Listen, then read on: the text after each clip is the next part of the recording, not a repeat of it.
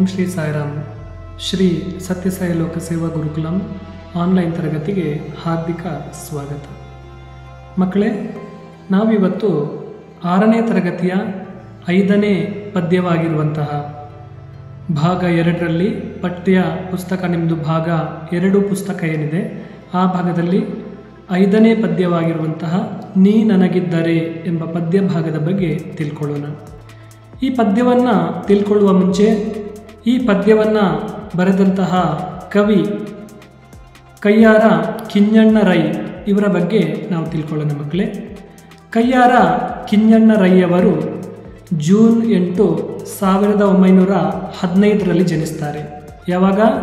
June 8, 1915ರಲ್ಲಿ ಜನಿಸ್ತಾರೆ. ಇವರು ಯಾವ ಊರಿನಲ್ಲಿ ಜನಿಸ್ತಾರೆ ಅಂತ ಹೇಳಿದರೆ ಕಾಸರಗೋಡು ಜಿಲ್ಲೆಯ ಕಯ್ಯಾರ ಎಂಬ ಗ್ರಾಮದಲ್ಲಿ ಜನಿಸ್ತಾರೆ. ಕಾಸರಗೋಡು ಜಿಲ್ಲೆಯ ಕಯ್ಯಾರ ಗ್ರಾಮದಲ್ಲಿ ಯಾರು ಜನಿಸ್ತಾರೆ? ಕಯ್ಯಾರ ಕಿಞ್ಞಣ್ಣ ರೈಯವರು ಜನಿಸ್ತಾರೆ. ಹಾಗೆಯೇ ಇವರು ಶಿಕ್ಷಕ ವೃತ್ತಿಯನ್ನು ಕೂಡ ಮಾಡ್ತಾರೆ. ಸಾಹಿತಿಯಾಗಿ ಸೇವೆಯನ್ನು ಸಲ್ಲಿಸ್ತಾರೆ. ಹಾಗೆಯೇ ಪತ್ರಿಕೋದ್ಯಮಿಯಾಗಿ ಸೇವೆಯನ್ನು ಸಲ್ಲಿಸ್ತಾರೆ. ಹಾಗೆಯೇ ಸ್ವಾತಂತ್ರ್ಯ ಹೋರಾಟಗಾರರಾಗಿ ಕೂಡ ಈ ರೀತಿ ಹಲವಾರು ಕ್ಷೇತ್ರಗಳಲ್ಲಿ ಖ್ಯಾತಿಯನ್ನು ಪಡೆದಿದ್ದಾರೆ. ಯಾವ ಕ್ಷೇತ್ರಗಳಲ್ಲಿ ಖ್ಯಾತಿಯನ್ನು ಪಡೆದಿದ್ದಾರೆ? ಅವರು ಶಿಕ್ಷಕರಾಗಿ, ಸಾಹಿತಿಯಾಗಿ, ಪತ್ರಿಕೋದ್ಯಮಿಯಾಗಿ, ಹಾಗೆಯೇ ಅವರು ಸ್ವಾತಂತ್ರ್ಯ ಹೋರಾಟಗಾರರಾಗಿ ಮುಂತಾದ ಹಲವಾರು ಕ್ಷೇತ್ರಗಳಲ್ಲಿ ಖ್ಯಾತಿಯನ್ನು ಯಾರು ಪಡೆದಿದ್ದಾರೆ? ಕಯ್ಯಾರ ಕಿಞ್ಞಣ್ಣ ರೈಯವರು ಪಡೆದಿದ್ದಾರೆ. ಕಿಞ್ಞಣ್ಣ ಸರಿಯಾಗಿ ಉಚ್ಚಾರಣೆ ಮಾಡಬೇಕು. ಇದು ಅನುನಾಸಿಕ ಪದ, ಞ ಅಂತ ಹೇಳುವಂತಹ ಪದ. ಞ ಅದರ ಕೆಳಗೆ ಇನ್ನೊಂದು ಞ ಇದೆ, ಕಿಞ್ಞಣ್ಣ ಅಂದರೆ ಚ ಛ ಜ ಝ ಞ. ಕನ್ನಡ ವರ್ಣಮಾಲೆಯಲ್ಲಿ ಚ ಛ ಜ ಝ ಞ ಅಂತ ಹೇಳ್ತೀವಲ್ಲ, ಆ ಞ ಇಲ್ಲಿ ಬಳಸಲ್ಪಟ್ಟಿದೆ. ಕಯ್ಯಾರ ಕಿಞ್ಞಣ್ಣ ರೈ. ಹಾಗೆಯೇ ಇವರು ಕೆಲವೊಂದು ಕವನ ಸಂಕಲನಗಳನ್ನು ಕೂಡ ಬರೆದಿದ್ದಾರೆ. ಅದು ಯಾವುದು ಅಂತ ಹೇಳಿದರೆ ಶ್ರೀಮುಖ ಐಕ್ಯಗಾನ ಗಂಧವತಿ. ಶ್ರೀಮುಖ ಐಕ್ಯಗಾನ ಗಂಧವತಿ ಅಂತ ಹೇಳುವಂತಹ ಕವನ ಸಂಕಲನಗಳನ್ನು ಕೂಡ ಬರೆದಿದ್ದಾರೆ. ಹಾಗೆಯೇ ಅನ್ನದೇವರು ಮತ್ತು ಇತರ ಕಥೆಗಳು, ಅನ್ನದೇವರು ಮತ್ತು ಇತರ ಕಥೆಗಳು ಅಂತ ಹೇಳುವಂತಹ ಹಾಗೆಯೇ ಸಣ್ಣ ಕಥಾ ಕವನ ಸಂಕಲನವನ್ನು ಕೂಡ ರಚಿಸಿದ್ದಾರೆ. ಹಾಗೆಯೇ ಸಣ್ಣ ಕಥಾ ಕವನ ಸಂಕಲನವನ್ನು ಕೂಡ ಯಾರು ರಚಿಸಿದ್ದಾರೆ? ಕಯ್ಯಾರ ಕಿಞ್ಞಣ್ಣ ರೈಯವರು ರಚಿಸಿದ್ದಾರೆ. ಹಾಗೆ ಇವರಿಗೆ ಬಂದಿರುವಂತಹ ಪ್ರಮುಖ ಪ್ರಶಸ್ತಿಗಳು ಯಾವುದು ಅಂತ ನೋಡ್ಕೊಳ್ಳೋಣ. ಕರ್ನಾಟಕ ಸಾಹಿತ್ಯ ಅಕಾಡೆಮಿ ಪ್ರಶಸ್ತಿ ಸಿಕ್ಕಿದೆ.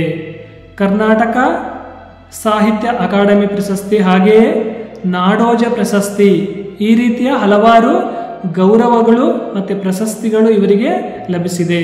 ಕರ್ನಾಟಕ ಅಕಾಡೆಮಿ ಸಾಹಿತ್ಯ ಪ್ರಶಸ್ತಿ, ಕರ್ನಾಟಕ ಸಾಹಿತ್ಯ ಅಕಾಡೆಮಿ ಪ್ರಶಸ್ತಿ ಹಾಗೂ ನಾಡೋಜ ಪ್ರಶಸ್ತಿ ಮುಂತಾದ ಪ್ರಶಸ್ತಿಗಳು ಹಾಗೂ ಗೌರವಗಳು ಇವರಿಗೆ ಲಭಿಸಿವೆ. ಹಾಗೆ ಇವರು 66ನೆಯ ಅಖಿಲ ಭಾರತ ಕನ್ನಡ ಸಾಹಿತ್ಯ ಸಮ್ಮೇಳನದ ಅಧ್ಯಕ್ಷರಾಗಿ ಕೂಡ ಇದ್ದರು. ಯಾವ ಅಧ್ಯಕ್ಷರಾಗಿದ್ದರು? 66ನೆಯ ಅಖಿಲ ಭಾರತ ಕನ್ನಡ ಸಾಹಿತ್ಯ ಸಮ್ಮೇಳನದ ಅಧ್ಯಕ್ಷರು ಕೂಡ ಆಗಿದ್ದರು. ಹಾಗೆ ಇವರು ಯಾವಾಗ ದೈವಾಧೀನರಾಗ್ತಾರೆ ಅಂದರೆ ಮರಣವನ್ನು ಹೊಂದುತ್ತಾರೆ? ಆಗಸ್ಟ್ 9, 2015ರಂದು ಮರಣವನ್ನು ಅಥವಾ ದೈವಾಧೀನರಾಗ್ತಾರೆ.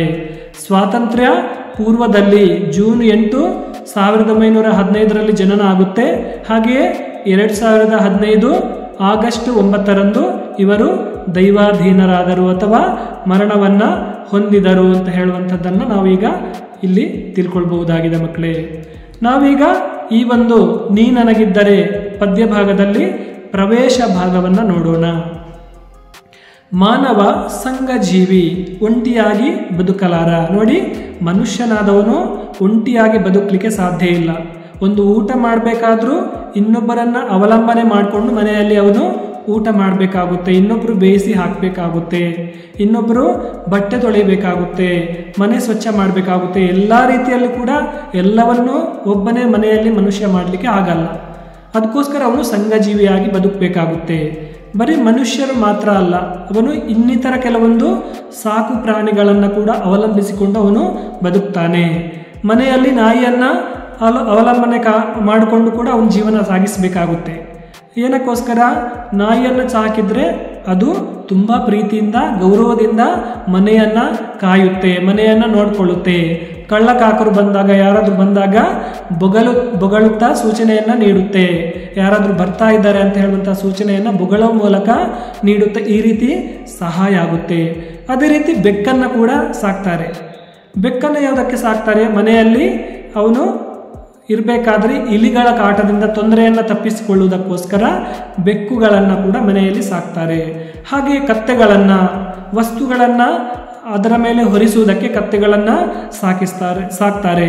ಹಾಗೆ ಪ್ರಯಾಣವನ್ನು ಮಾಡುವುದಕ್ಕೆ ಕುದುರೆಗಳನ್ನು ಗಾಡಿಯ ಮೂಲಕ ಅದು ಹೇಳ್ಕೊಂಡು ಹೋಗುತ್ತೆ. ಅಥವಾ ಕುದುರೆ ಸವಾರಿಯನ್ನು ಮಾಡುವ ಮೂಲಕ ಕೆಲವರು ಕುದುರೆಯನ್ನು ಕೂಡ ಕೆಲವೊಂದು ಕಡೆ ಸಾಕ್ತಾ ಇದ್ದಾರೆ. ಕುದುರೆ ಸಾಕುವಂಥದ್ದು ತುಂಬ ಅಪರೂಪ, ಆದರೆ ಅದನ್ನು ಬಳಕೆ ಮಾಡ್ತಾರೆ.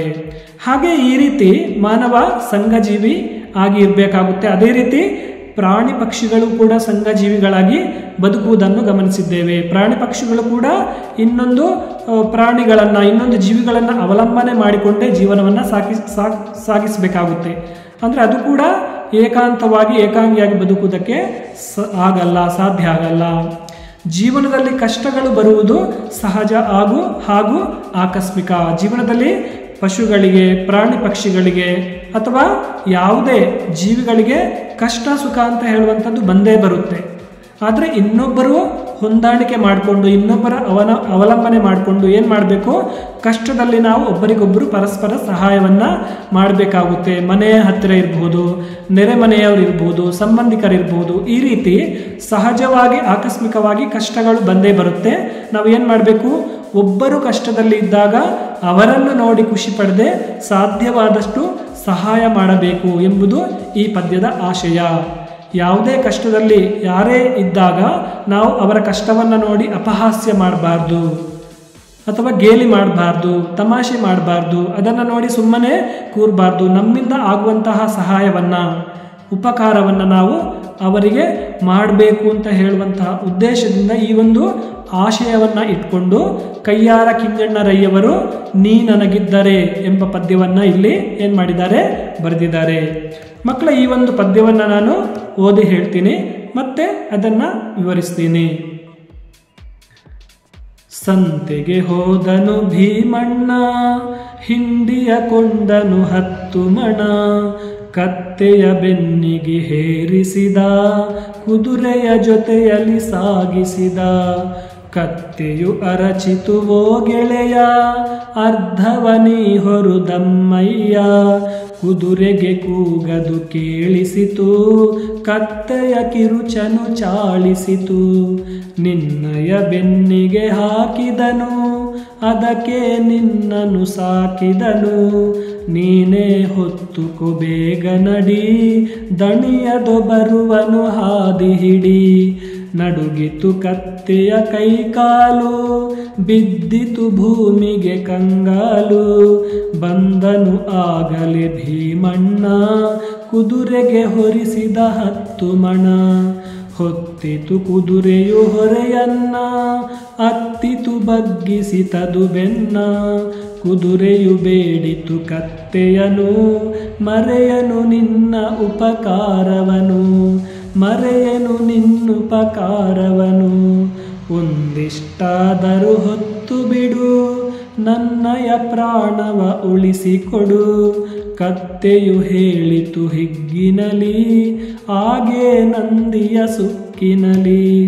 ನನ್ನಯ ಕಷ್ಟದಿ ಹಿಗ್ಗಿದ್ದಿ, ಬಂತೆ ಈಗಾದರೂ ಬುದ್ಧಿ.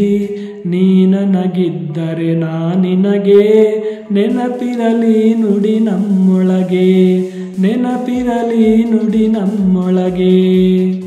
ಮಕ್ಕಳೇ, ಈ ಒಂದು ಹಾಡನ್ನು ಈಗಾಗಲೇ ನೀವು ಕೇಳಿದ್ದೀರಾ. ಹಾಗೆ ಕವಿ ಪರಿಚಯವನ್ನು, ಹಾಗೆ ಈ ಒಂದು ಭಾಗ್ಯದಲ್ಲಿ ಪ್ರವೇಶ ಭಾಗದ ಬಗ್ಗೆ ಸಂಕ್ಷಿಪ್ತವಾಗಿ ತಿಳ್ಕೊಂಡಿದ್ದೀರಾ. ಹಾಗೆ ಈ ಒಂದು ಹಾಡನ್ನು ಕೂಡ ನೀವು ಕೇಳಬೇಕಾದ್ರೆ ಆ ಒಂದು ಪುಸ್ತಕವನ್ನು ನೀವು ಕೈಯಲ್ಲಿ ಇಟ್ಕೊಂಡು ನೋಡಿಕೊಂಡು ನೀವು ಕೂಡ ಹಾಡುವುದಕ್ಕೆ ಪ್ರಯತ್ನವನ್ನು ಮಾಡಬೇಕು. ನೀವು ಕೂಡ ರಾಗವಾಗಿ ಹಾಡುವಂಥದ್ದನ್ನು ಮಾಡಬೇಕು ಮಕ್ಕಳೇ. ಮುಂದಿನ ತರಗತಿಯಲ್ಲಿ ನೀವು ಕೂಡ ಹಾಡಿ. ಇವತ್ತಿಗೆ ಈ ಒಂದು ತರಗತಿ ಸಾಕು. ಮುಂದಿನ ಭಾಗದಲ್ಲಿ ಈ ಒಂದು ಪದ್ಯ ಭಾಗವನ್ನು, ಇದರ ಅರ್ಥವನ್ನು, ವಿವರಣೆಯನ್ನು ನಾವು ತಿಳ್ಕೊಳ್ಳೋಣ ಮಕ್ಕಳೇ. ಧನ್ಯವಾದಗಳು.